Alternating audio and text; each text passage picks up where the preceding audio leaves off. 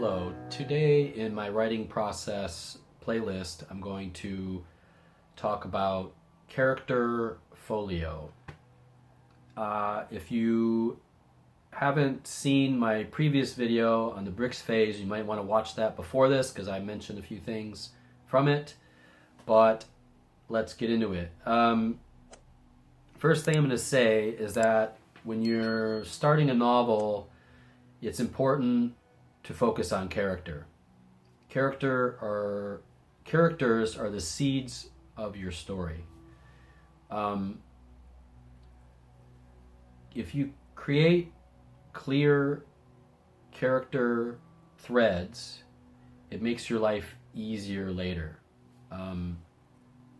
They help push the story forward. In some ways, they write the story for you. The beginning of a project is like feeling around in the dark. You don't really know where you're going. You don't even have any idea who the characters are, what their motivations are, how they fit into the story. So what I usually do is I create a character folio. That's my first step. And what that isn't really character outlines or like a breakdown of their personality. It's more just some initial thoughts I have on the characters, on all of the main and secondary and tertiary characters. So what I'll do is I'll go into Microsoft Word and I'll create a outline document, and then I'll start just kind of plugging in my initial thoughts for characters. And in the case of this book, in the case of New Eleusis, I'm trying to stick very closely to Gnostic mythology. So these characters are kind of archetypes, and I want to correlate them with the tarot cards as well. I'm going to get facets of their personalities from the tarot cards. And the reason I'm doing that is primarily because I'm fascinated with symbols, and I think it's a good starting point because all these archetypes are very tried and true and ancient, and I think that once you kind of tie them to these symbolic archetypes, you can use that as a framework and then kind of go off from there and create an actual person based off of these.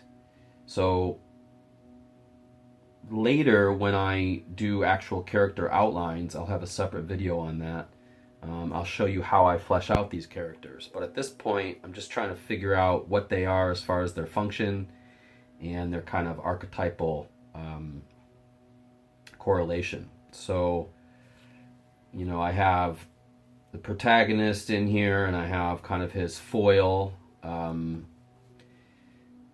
And then there are all these kind of secondary characters, and much of this is based off of the mystery rites, which I'm going to get into in the next video, where I talk about etic and emic rites.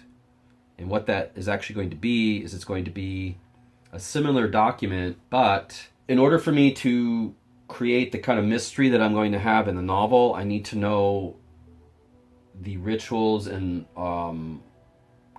structure of the rites of Eleusis. It's kind of mysterious. They don't know 100%, but I'm trying to build my own version of that. And what I want to do is create an outline of those rites from the sacred and profane points of view.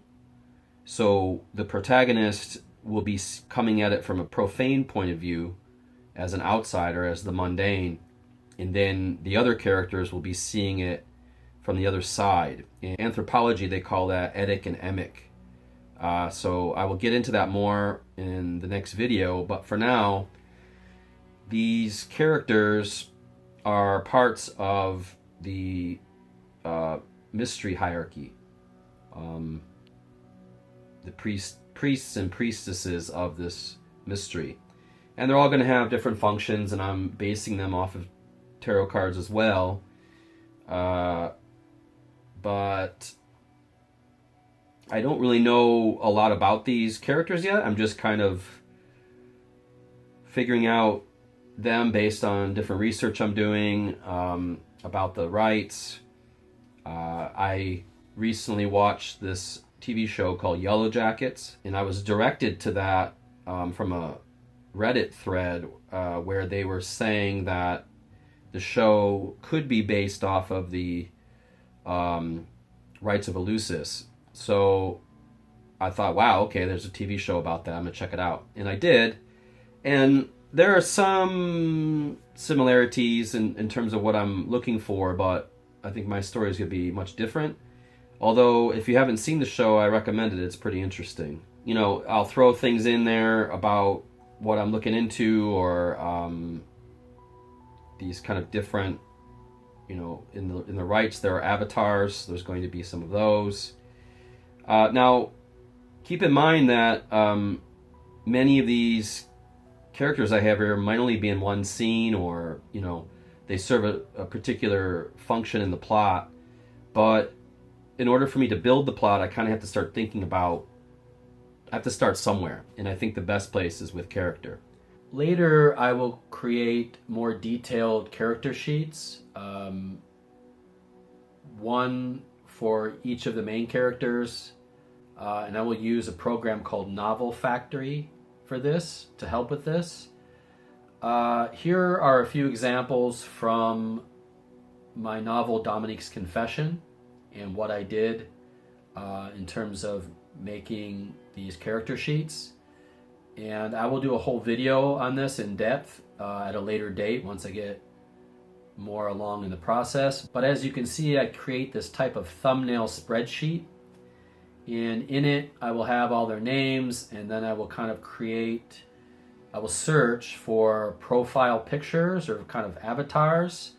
This helps a lot when you're trying to write their description of who these characters, what they look like, or their kind of presence. So I will take time searching through images and find the appropriate pictures of what I imagine them to look like. I will fill out the forms in the Novel Factory and try to figure this out. And some of the things that come up when you're doing this are appearance, personality, their pasts, what happened to them in their history, their conflicts or what they're kind of going after or working towards, their goals.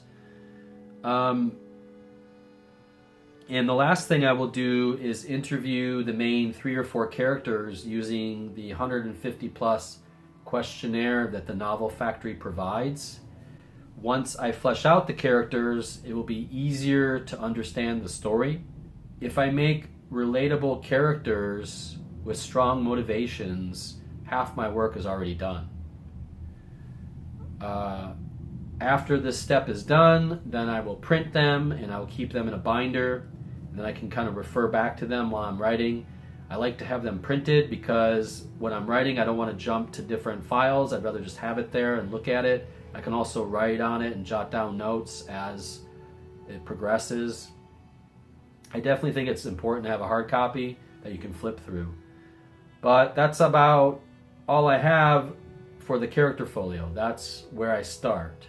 My next video, I'm going to talk about building a reading list, and then I will also mention a rudimentary outline for the rights of Eleusis, and there will be an additional video on that coming up. But that's all I got for this video. If you like anything you see here, you can hit the like button or subscribe. If you have anything to say about how you start with character, you can mention that in the comments. I think everyone approaches novel writing in a different way. This is the way that I've found that helps me in the most efficient way possible. But that's about all I have for today. Take care. Have a good day.